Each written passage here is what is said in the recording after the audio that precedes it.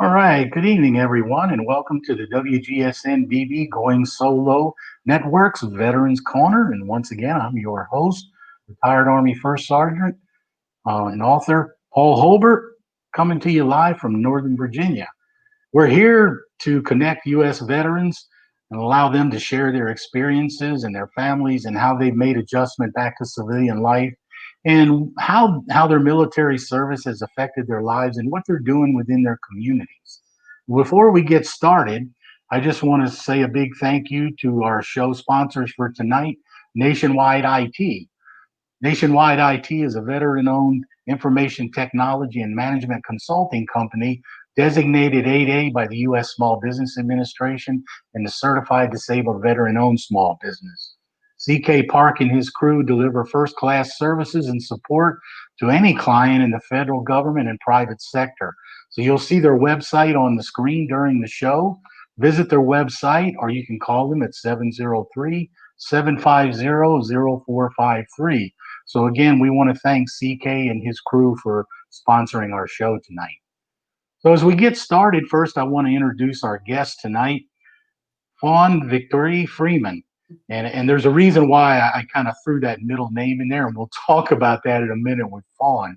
But Fawn has actually served the country as a career federal employee, and she makes her home with her family in Northern Virginia.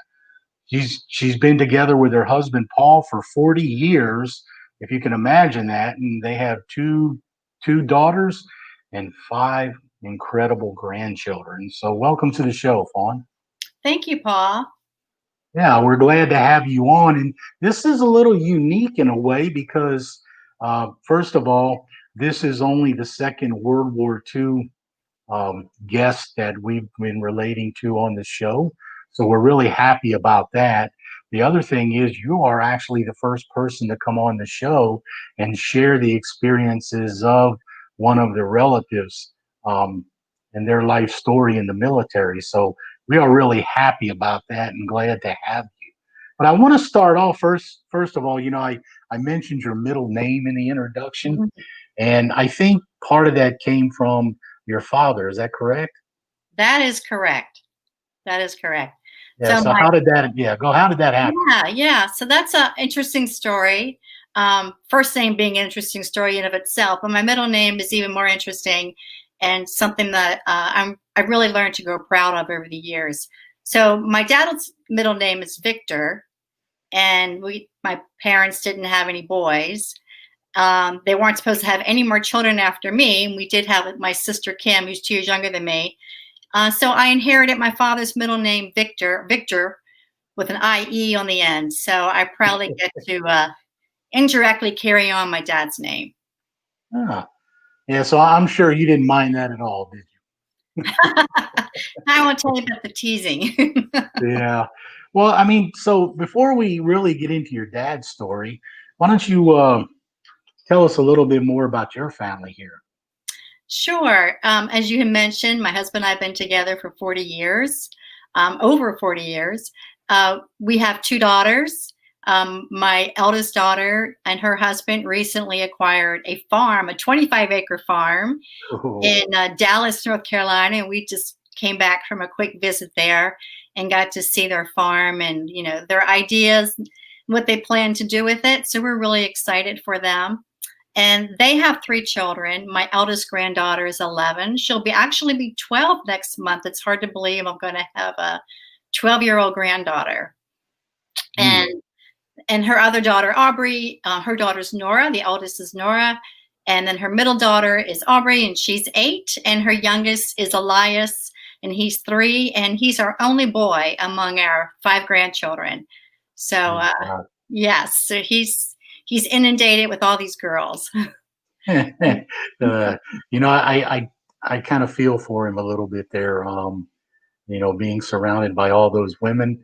But maybe that'll prepare him for when he grows up, right? They take good care of him. And then my youngest daughter lives here near us. We live in Clifton, and my youngest daughter lives in Springfield with her husband. And she has 2 daughters, and she happens to have an 8-year-old daughter as well, Kensley, who's in 3rd grade, and another daughter, Kaya, who's 3. So oddly enough, both of my daughters had children twice at the same time within days of each other. So, Hmm. what are the odds? Yeah, and then on top of that, they're mostly girls, right? Absolutely. And even our pets are girls. I think so. Let me ask you this: what is Paul doing this evening while you're doing the show? Is he watching, or is he off busy I doing I his? don't know. He's probably out and about with the house. The grandchildren are here. Two of my grandchildren are here, so he's Ah, probably keeping them busy. For your listeners who maybe don't know, my husband and I know you, Paul, and your wife Kim, and we yeah. have um, been together on many different events. So Yeah, and that's one of the ways that, of course, you know, um, I do get some of the guests for the show is through my contacts, my friends, and then they pass other information to other veterans to me who I get in touch with. yeah. I was just happy to because I remembered in conversations with you, how you were talking about documenting all your father's experiences, and that's when I thought, this would be a good idea to bring you on so that you could share those experiences. But before we do, though, let me ask you. I mean, I know your husband's already retired. I think you're probably getting close to retirement. So, what are you guys planning to do? Any ideas? If only I knew. That's the $1,000,000 question. Uh, Uh, yes, my husband's been retired for a while, and he's been diligent at taking care of our home here and keeping us safe and sound. Um, I don't know that we have definitive plans yet. yeah. We have two daughters. Like I said, one in North Carolina. My youngest daughter would eventually maybe like to move south as well.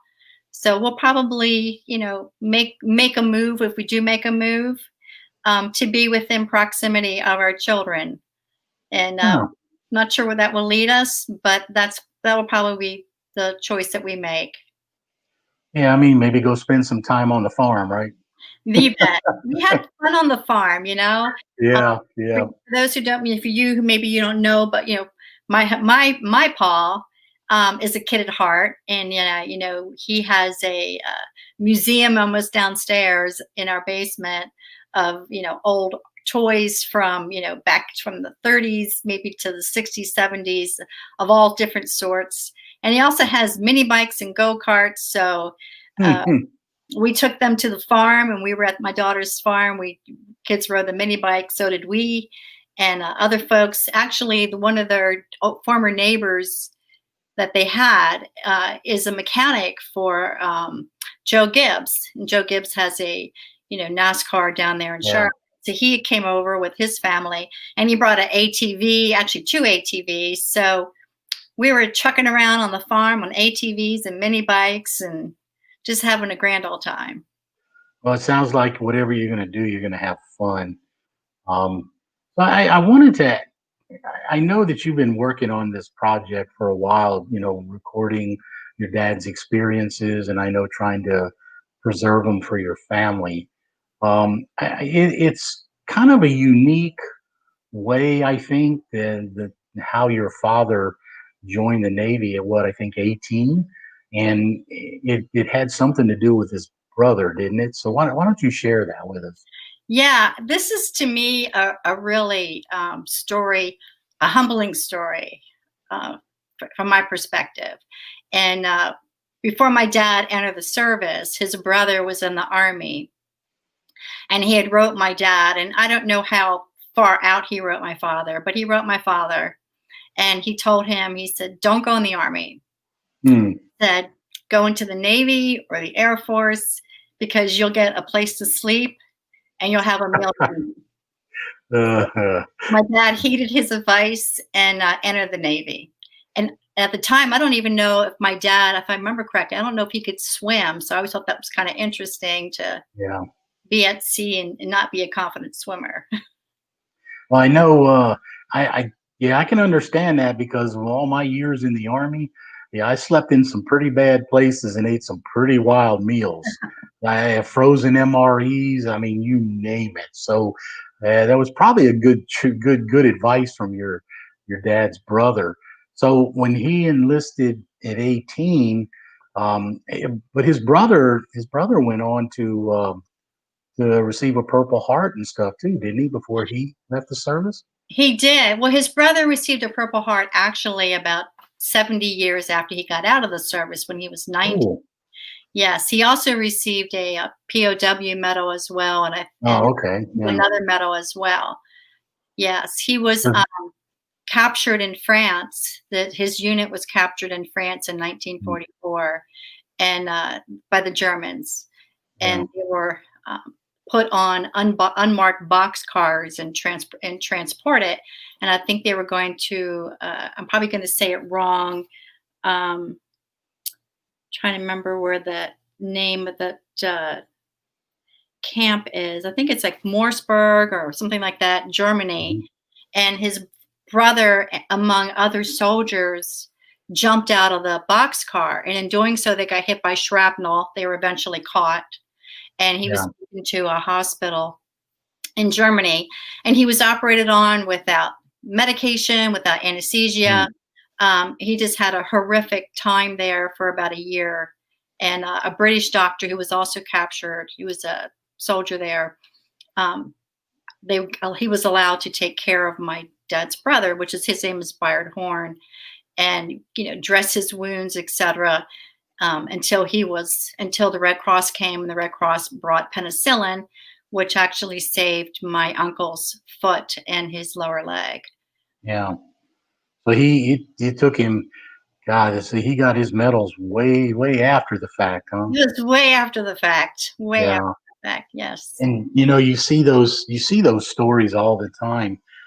It's kind of funny because about 7, 8 years after I retired, I get a box in the mail from the Department of the Army for a medal that they told me that I was supposed to have a Korean service medal. And Mhm. it just showed up in the mail with a set of orders one day from the army, and I thought, well, this is wild. Um, so, if you don't mind me asking, though, how did he receive those? I mean, did they call him in and give them to him, or did So they yeah. just send them? So there, no, he wasn't sent anything in the mail. There was actually a gentleman who befriended him and uh, heard Uncle Bayard's story, and he made it his quest to help track down and to acquire his Purple Heart. And it wasn't an easy, task by any means. And Yeah, it was this gentleman's pursuit, and he was, awarded and pinned the medal on him at a ceremony in Rehoboth, Delaware, back in, I think it was on Veterans Day. Actually, I think it was in mm, I think it was 2014 or something like that. yeah, So that's good. That's a yeah, it's a really good story to hear when that happens. Well, yes, let's talk about your dad a little bit now. sure, He's from Wilmington, Delaware. he is. Yeah, right down the road from where I was born in Dover. Oh, okay. So yeah, we were neighbors in birth, so to speak, I guess you could say. But I know he finally, after getting the letter from his brother, he decided to go join the Navy. Yes, he did. Yeah, at 18. He was not quite 18. Ah, About, yes, yes. yeah. He Did was he pull a fast one on him and get in before anything? They took him anyway. He was about, if I remember correctly, about 21 days shy of his 18th Ah, birthday. He okay. actually went on May 10th when he enlisted, or not yet enlisted. And my birthday happens to be May 10th. So that's kind of a cool, it's the only reason I remember. We have the same birth. I have Yeah, the birthday of his enlisted day, which is kind of cool. yeah. So and I know during World War II, they were taking people as young as 17 with the signature of their parents. Um, I don't know if he had his parents' signature, but yeah. Well, he was probably close enough to that age where they say, "Okay, come on," because you're right there in World War II, and of course, they were drafting people, and yeah, if he went down and wanted to sign up, I'm sure if he was that close to 18, they said, "Oh, come on, we can definitely have you." Yeah, yes, so he enlisted in the Navy at about 18 years old, and after his training. Ms. Vincisi, she's got the information on the screen there. He first served on the zircon. Can you tell us a little bit about that? Yeah, so the zircon is really a cool story, and it's a story that my dad has fondly told many times when I've inquired about it. So the zircon was actually a yacht, and it was owned by Frederick Fisher. Hmm. He had it built for himself, and when I talk about a yacht, I mean this thing was like a ship, really. Yeah, And it was huge, just enormous. I don't have its dimensions, but it was not a yacht by how we would think of a yacht. yeah, like a pleasure yacht, you mean? It was yes, Much bigger, yeah. was much bigger, and I wish I had taken the time to jot down its dimensions, because my father can tell you. He can tell you down to the rivets, because that's how that's Hey, my wife will tell you too. Us old soldiers love to tell soldier stories. So, yeah. yeah. So, what did he do on the zircon? So let me just step back, if I may. So here's the Yeah. cool story about the zircon. Talk about Wilmington, Delaware. So in Wilmington, Delaware, there was a shipyard. And I can't remember I think it's Pusey and Jones, or Jones and Pusey. I'm not sure which one came first, or whatever corporation. And they actually built this yacht, and her name was Nakota. I think it was Nakota, I think was her name. Hmm. And when they built the yacht, they built it for Frederick Fisher for his personal pleasure. And he was actually, an automobile manufacturer from Detroit. So they shipped her up there when she was finished, and it was his pleasure yacht. And like most people who had large pleasure yachts like that, the Navy came along and acquired her and fashioned her and renamed her the Zircon. And I believe she was in commission in 1941. Hmm. And my Okay. father was on her in 1944. Yeah. So he started his naval career there on the zircon. And what did he do on the ship? On the Zircon, he was I'm probably say it wrong. He was I don't know what the term is, but he Well, worked on, just to the best of what you yeah, can remember. I don't want to put you on the spot for no, it's technical okay. terms, And, but that's and all right. Go ahead. if Dad was listening, he'd be like, "I've told you what that term is." He worked on, like, he was, his career before he came in was in sheet metal. So he Yeah. was like worked in there as a ship fitter in sheet metal on the Okay. ship. And I'm sure he had many other. He tells of many other things he had to do in addition to that. So Well, let me ask you this: did he ever say anything about the food on the zircon? he did, in Yeah. fact. So the Zircon, he talks about the cooks, and I actually have pictures of the cooks. And he said, first of all, the yacht itself was just exquisite, just a piece of beauty. And it was the only ship that he was on that was a piece of beauty. All the others were nowhere near compared to what she was. And the cooks were just fabulous. He said that the meals were better than the five-star restaurant meals. He says they just had fabulous cooks that took good care of Wow. Well, I wish I would have had some them. 5-star mess sergeants when I was in the Army. That would have been nice. I think that was Um, short-lived. yeah, I mean, well, and I'm sure my soldiers when I was a first sergeant probably thought the same thing about me because there were times when we deployed to Grafenwehr in Germany. I'd get up and I'd cook omelets in the mess hall for the soldiers, and of course they did get a big kick out of complaining about the first sergeant's cooking. So, Right. I kind of knew how that went. Okay, well, we're gonna take a short commercial break. And when we come back, we'll continue the discussion with our guest, Fawn Freeman, and we'll continue to talk about her father, Harold Horn, World War II veteran. So we'll be right back after our break.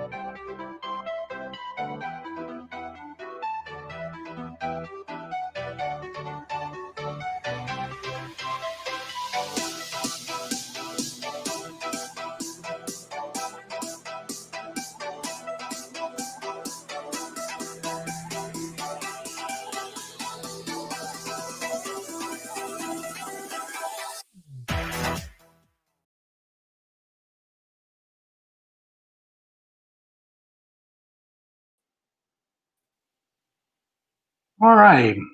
Welcome back after the break. You're listening to the Veterans Corner on the WGSN-DB Going Solo Network.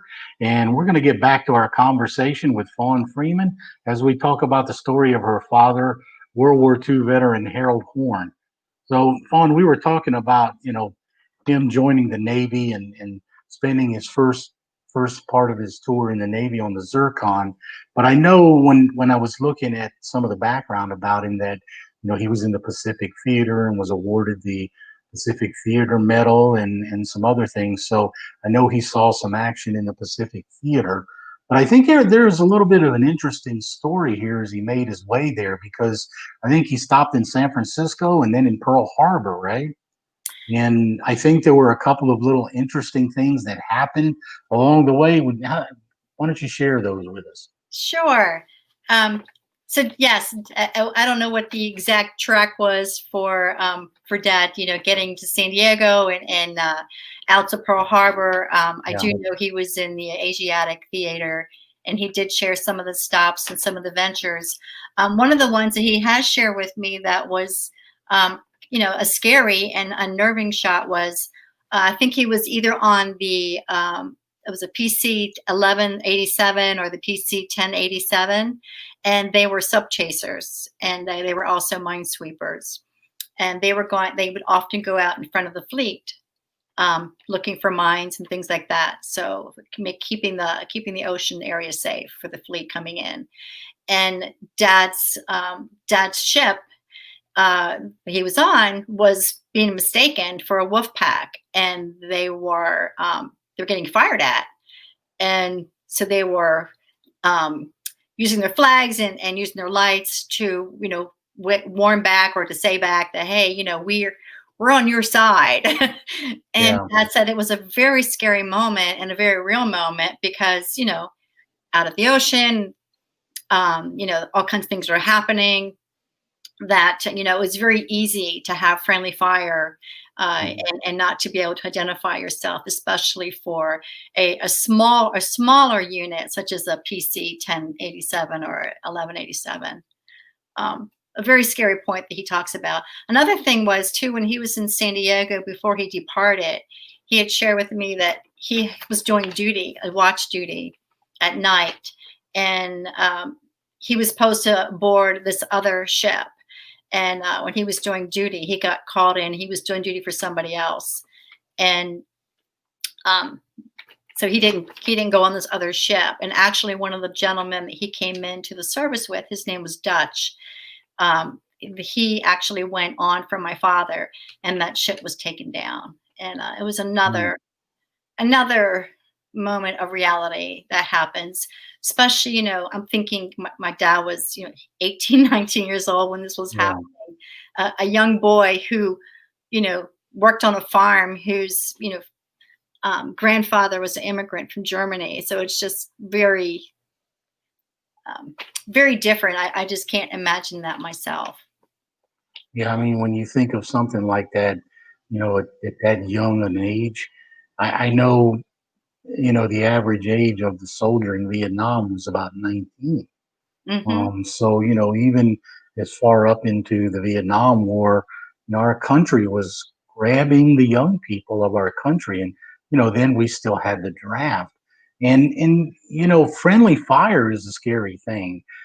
We had a number of incidents of it in the desert when I was with 2nd Armored Cav on active duty. And, that is a scary thing because, I can understand the panic probably your dad and his shipmates had in trying to make sure they're recognized because there are a lot of our own soldiers that are killed by friendly fire.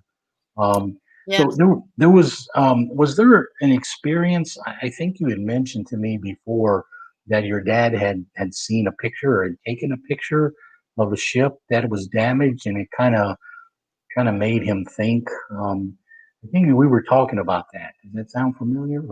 Yeah. So actually, Dad was on a transportation ship to come Mm, back, and this was the end of his tour, and they were in Pearl Harbor. I believe it was Pearl Harbor. They were on a transportation ship, and I have pictures of it. And it's a Japanese ship that they were. All the men were sitting on this transportation ship, almost looking like sardines, just kind of stacked up. All the soldiers, and yeah, Dad says he was, had to be on the outer rim and saw the Japanese warship, and he was they were just amazed. They were all kept looking and at the ship because they just couldn't believe it was even still afloat because it mm, had mm, been, you know, battered a lot. yeah, yeah. So Yeah. how was his homecoming when he finally was able to leave the Pacific Theater and come home? How was his homecoming? What did he share with you about his homecoming? Yeah. So I did ask Dad about that. And you had mentioned earlier, what got me interested. I don't know if you want to ask me about that later, but I did ask him about his homecoming, Hmm. and he said there was no fanfare, there was no homecoming. Mm, When he came into New York, and he got a stipend. I think it was like $277 was yeah, the payment that he got, yeah. and included in that payment was like $7 and some change for travel. Oh, wow. He took transportation like a train, and then Mm, he had to, walk a distance because the train doesn't go to his house. And he came home and told his parents, like his mom, I'm home, and was like, okay, get to work and take care of the horse or whatever. His father had a horse, and mm, they, peddled produce and things like that. So yeah. it was a hard life. So it was basically a non-eventful homecoming for him, it It was sounds not like. eventful. Yeah. So is that kind of what drove you to make sure that you wanted to, record his legacy for your family, or what is that what brought you into it? That's not exactly what brought me into it, but it's certainly an element of it.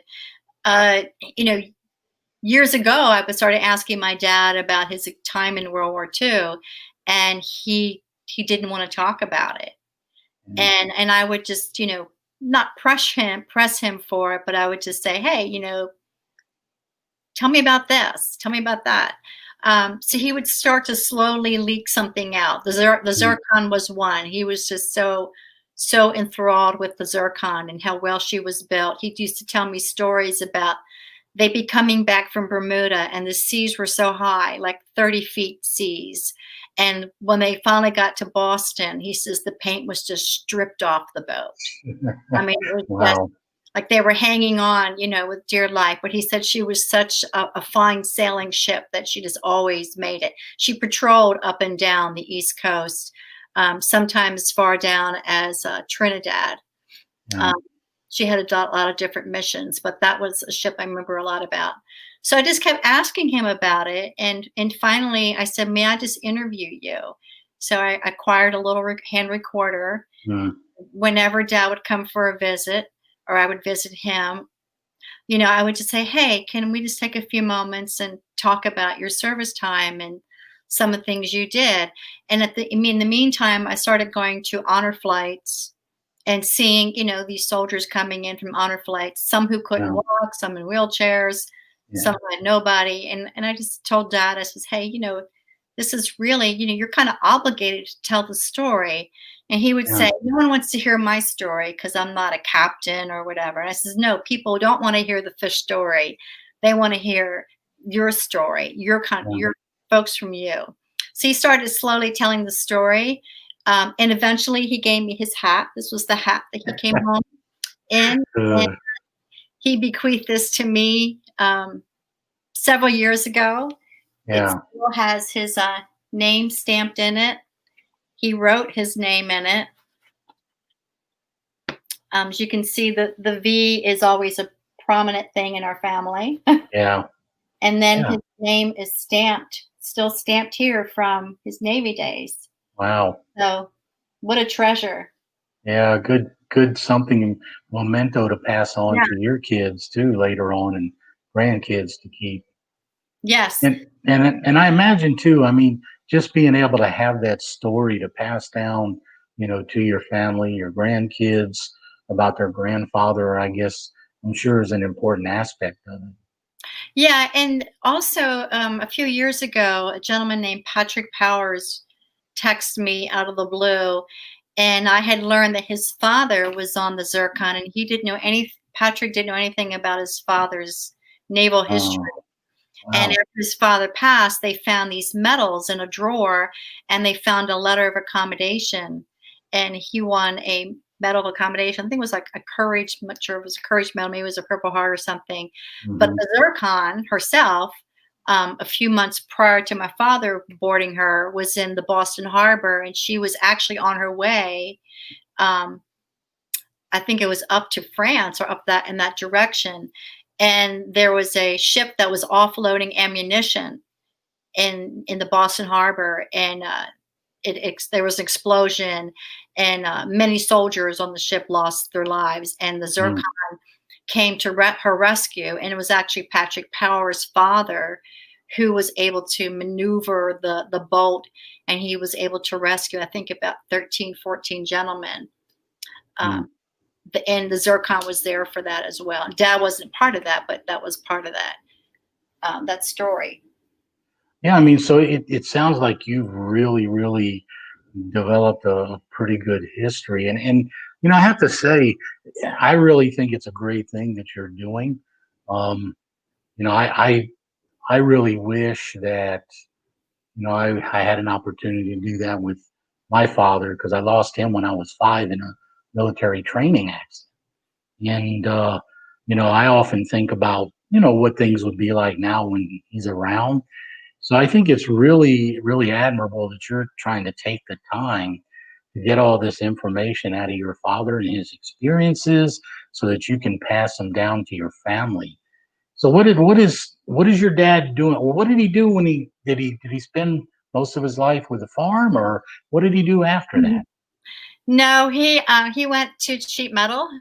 Um, that was his trade before he came in, and I'm sure he uh, was able to continue that skill set. Being on Mm, a large ship, you have lots of opportunities to do that. I think sure. that's why he knew all the rivets on most of the ships he was on. And he eventually, came back, and he was a sheet metal worker, and he eventually came back. And when we were kids growing up, he and another gentleman uh, owned a construction company, and they did Oh, commercial sheet metal. And so they made, so if you had like a commercial building, like a school or library, or mhm. like for instance in Delaware, I think they did work for DuPont's and Hercules, Yeah. and I think Stewart Pharmaceuticals, which are big companies, and they have different chemicals and things like that. So they have very different needs. I know he did the prison, the big prison in Delaware. So I know that there were. I remember when he was doing that, I helped um, with some of that effort. So I remember when he was, they were designing the heat ducts and so forth. They were also putting in precautions so folks couldn't climb through the heat ducts and escape. Yeah. Yeah. So let me ask you this. I mean, oh my gosh, he's done all that, spent the time in the Navy in World War II. He's now raised a family. He's now retired, and I know that you try to spend as much time with him as you can. So how is he doing now? Oh, thank you for asking. So, sadly, my father has acquired dementia. Yeah. That has in the past years been progressively getting worse. Mm, Uh, so I'm really grateful that the times I was able to interview him, he was able to recall those fond memories, those essential memories. His memory is not at all what it used to be. Yeah. And he has, good days, bad days, good moments, bad moments. Dad's 94. Mm. God willing, he'll be 95, and his birthday is actually on Memorial Day. So Yeah. his birthday's on May 31st. So how monumental is that? So Yeah. It's, we always wish him well. And yes, when I get the opportunity to see and visit with him, I so enjoy it. And I think more so what I enjoy now is that he recognizes me still, and he knows my name, and mm. that in of itself is just super rewarding.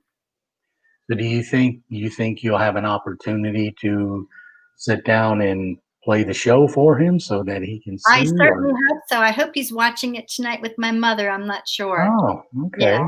okay, okay, Usually folks who have dementia, the you know, the evening hours sometimes can be very hard for them. yeah. Well, I mean, at least you'll have it recorded for Yeah. him, and you'll be able to sit down with him whenever you get a chance if you didn't get to. And we sure hope that you'll be able to do that and share it with him because I think you're right. This is important that we take those veterans from what we call the greatest generation and the sacrifices that they made during World War II, and continue to pass their stories down and share their experiences, like you've been doing for your family.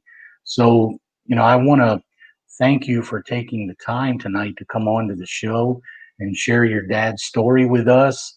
And, we want to make sure that he knows that we thank him so much for being part of that veteran service in World War II, and, that we wish him the best. So I hope you'll relay that message to him as well. I certainly will. And I want to thank you, Paul, for giving me the opportunity to come on and share my father's story. Yeah, I mean, it's been really good. And like I said, I think we need to continue to do more of this. So, Fawn, thank you very much for coming on, and I hope to be talking with you again soon. You bet. Have a All great right, evening. thank you, Fawn. Mhm. All right, you've been listening to the WGSN-DB Going Solo Radio Network. Internet network. And before I go tonight, though, I do want to remind everyone, for you veterans out there, if you're looking for assistance, go to the VFW.org. The VFW has a lot of new programs in place, including financial assistance for veterans, learning assistance, homeless assistance, and just general emergency care and emergency contact services. So if you're a veteran out there and you're looking for help, you're struggling with something, if you don't want to go to the VA, please contact the VFW. Their information is here on our screen because no veteran should be left alone after you've served your country. And you should not be left with help. So there's help out there, and make sure you reach out for it. So I want to thank you again for joining us tonight on another episode of our show. Veterans, we want to thank you as always for your service to our country and to your families for enduring that service and helping you serve. I'm your host, retired Army First Sergeant Paul Holbert, and I would like to invite you to visit theliteraryvet.net, my author's site, if you'd like to see my books, and the WGSN-DB Going Solo Network at goingsolomedia.com for more information. So thank you and good night, and we'll see you on the next show.